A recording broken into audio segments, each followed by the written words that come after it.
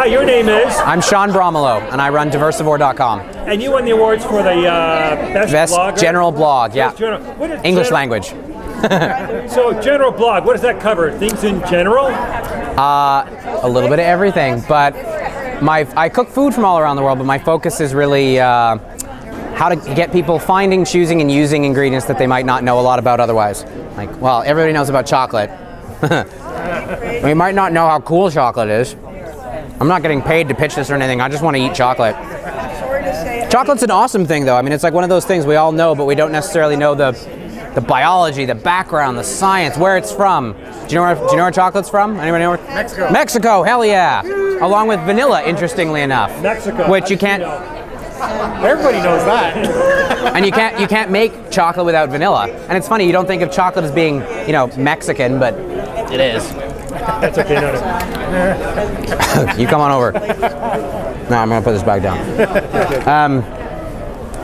But it's one of those things. I mean, have you tried this? Like, this is like, oh my. Yeah, I did. Oh my. I did try one, but given that you put me on the spot, I'm gonna have to have another one. I don't want to cut myself with that thing, though. I'm gonna lay it flat.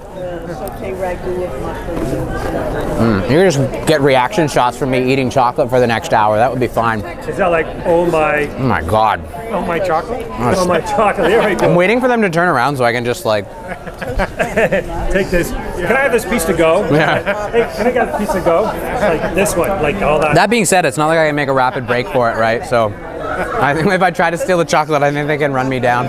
So what's your favorite chocolate? You know what this is? This is, I don't know what this is called. And then you got, Did you try this? It did. It's awesome. It looks like bocconcini covered in pesto, but it's citrus and I don't know, I don't know. You have to ask them, but my God. Melts in your mouth. It's ridiculous. Yeah, I thought it was cheese and it just melted in your mouth. Although, I gotta say, going a little old school, but just this, the little cocoa powdered truffle. So have you ever blogged about chocolate in general? In general, no, but you know what? I would not say no to an excuse to blog about chocolate in general. I've used it in recipes, and I love talking about it, and I'm serious about my chocolate. It's like, go hard or go home.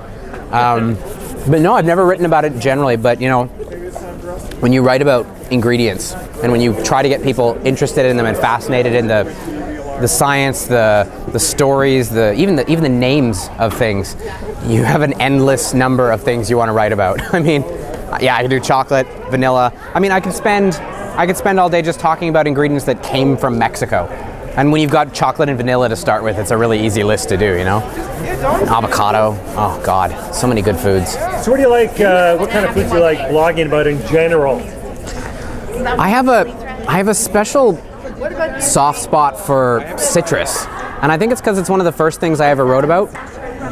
But I don't know. I really love citrus. It's a fascinating group of plants biologically, but the flavors are completely unmistakable. There's no comparing citrus to anything, So I really do like that.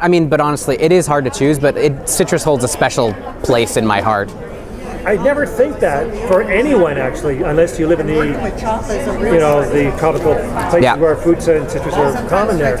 And it's one of these things where, if you can look for them. I'll give you an example. One of my favorite ingredients to work with is Seville oranges. I love Seville oranges. Sour oranges, also called bitter oranges, and they're marmalade oranges. They're the orange you use to make marmalade, and they are sour as hell. They're like I bought some once and I knew what they were, but the lady at the front of the counter was like, "These aren't sweet." I was like, "Yes, I know, thank you." And it's true. You eat one of these things out of hand, you'd be like, they're sour, bitter, slightly herbal. But the crazy thing about them is when you cook with them, when you make something out of them with sugar, when you add them, like you make marmalade or you make a cake or something, they're the most orangey tasting orange in the world. They're intense.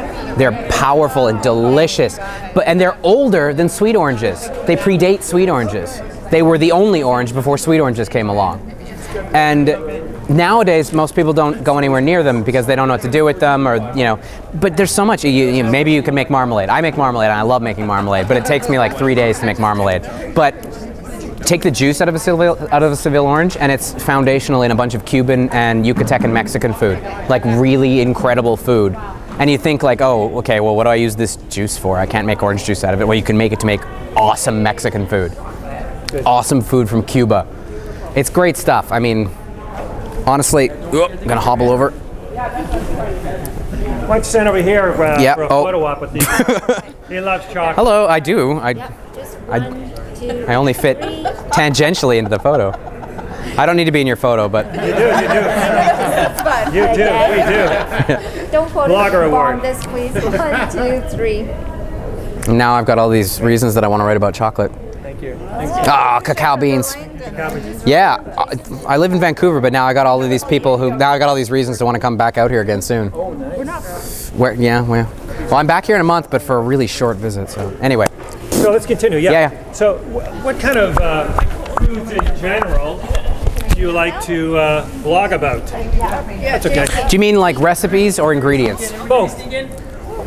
Well, yeah, so like I said, citrus I really like to talk about. I like to talk about anything that is either weird, like see something you're like, what is that weird food? Or things that are maybe you see all the time but people don't buy because they just don't know what to do with it. So like Chinese greens are a great example. You can walk into an Asian grocery store and there's this wall of greenery and people are like, wow, buy. Because you know, they don't know where to start. And it's like you don't have to cook Chinese food to appreciate those ingredients. You should cook Chinese food because it's awesome. But you can buy bok choy and gailan and yu choy and I mean all of these things that you can do so many things with them. And so you just need that little push to get into it, you know? Can you pair it with chocolate? That's the question. Or citrus? If I had to pair a green with chocolate, well, citrus for sure. Citrus, absolutely. Lemon and orange both go really well with soy sauce and greens. Like, actually I have a recipe on my site that uses citrus, soy sauce, and Chinese black beans. Not like Mexican black beans. They're totally different things. And I forget I think there's greens in that too. But you could totally put it on any Asian green. It would work perfectly. So chocolate, though. You know what? I wouldn't say no. There's always a first, right? Okay. So what are your most popular blogs people enjoy? I have a guide to Mexican chilies that is just going nuts lately. It's a comprehensive guide that is about the 10 biggest and most important Mexican chili varieties and like everything you want to know about them. Gateways on each one to a separate page that gives you even more detail, and that's been blowing up on me lately. It's really, really That's big. one of your hot It's huge. selling Yeah, blogs? yeah. Hot And then I have another one. Then I have another one for a recipe. Oof. My Swedish apple cake is pretty big. Swedish apple Yeah, Swedish apple cake. Swedish apple cake? With Swedish vanilla sauce. It's like a cake pie hybrid. It's like if cake and pie had a baby. It's got a pie crust on the top and the bottom, and then the inside of it is like a cake, made with big pieces of apple in it. And if you've been to IKEA and you've seen that thing on the shelf that's like looks like a pie, but then it's got big chunks of apple in the middle of it, that's Swedish apple cake, but mine's better. And then vanilla sauce. The Swedish vanilla sauce is a thick, creamy white sauce that's actually made with starch, not with. So the thickening agent uses traditionally is potato starch of all things. So you'd look at it and you'd never guess, but it's really good and it's a lot of fun to make. Wow. Lots of cardamom in the crust too. Got to put cardamom in. So for more information on your blog and everything else, so what's your contact info? So I'm at Diversivore on all sorts of social media, DIVERSIVORE. My website is diversivore.com. So it's nice and easy. But you can find me on Twitter, Instagram, Pinterest, Facebook. Yeah, at Diversivore.